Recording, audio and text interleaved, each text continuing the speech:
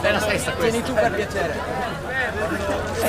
Presidente Serracchiani, una gara di solidarietà per stare di fronte alle popolazioni terremotate raccolta anche dagli studenti di Pordenone. Sì, devo dire che questi ragazzi sono straordinari, hanno organizzato questa marcia, hanno fatto una colletta, stanno raccogliendo i soldi, stanno rendendo visibile l'iniziativa che abbiamo scelto di fare come regione, e cioè quella di regalare alla comunità di Sarnano nelle Marche, in provincia di Macerata, una scuola. In questo momento ci sono 82 bambini che stanno andando a scuola all'interno di tende dentro il palazzetto dello sport, e noi siamo riusciti insieme al commissario straordinario per l'emergenza Errani a ottenere la possibilità di realizzare questo progetto, un progetto veramente importante, una scuola chiave in mano, sarà addirittura un edificio strategico per le sue caratteristiche, sarà l'edificio che in caso di calamità, e ci auguriamo non capiti più ovviamente, rimarrà in piedi per tutte le funzioni della prima emergenza, e poi sarà di classe A, quindi una efficienza energetica importante, e sarà davvero bello.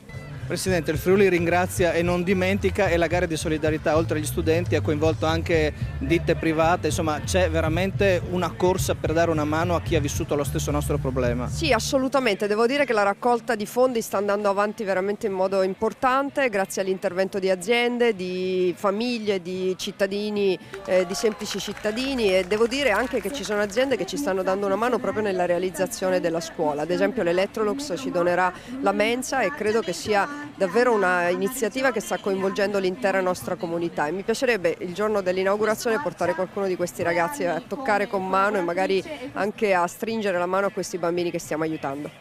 Assessore Panontin, se questa scuola potrà essere rifatta è perché c'è un grosso impegno della Protezione Civile del Friuli Venezia Giulia. Come stanno andando le cose e se il cantiere è già aperto?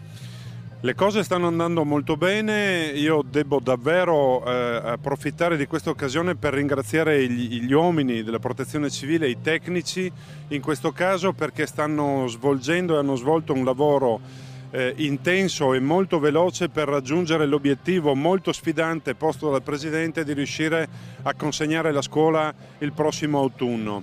Noi abbiamo già demolito la scuola lesionata dal terremoto e creato il presupposto, la base diciamo, su cui verrà costruita la nuova scuola. Abbiamo espletato la gara e c'è un'aggiudicazione provvisoria a una ditta del territorio regionale, quindi siamo anche felici di poter fare questo intervento materiale e non consegnare risorse economiche, soldi, ma una scuola realizzata, e poi attraverso le maestranze e le imprese di questo territorio.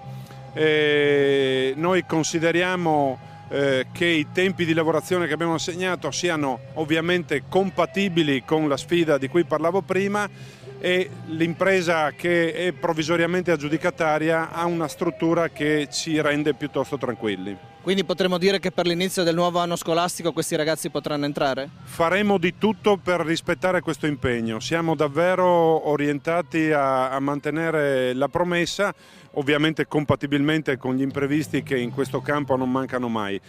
Credo non sia difficile capire quanto sfidante è il termine che ci siamo dati, perché si tratta di meno di 120 giorni lavorativi per realizzare una nuova scuola.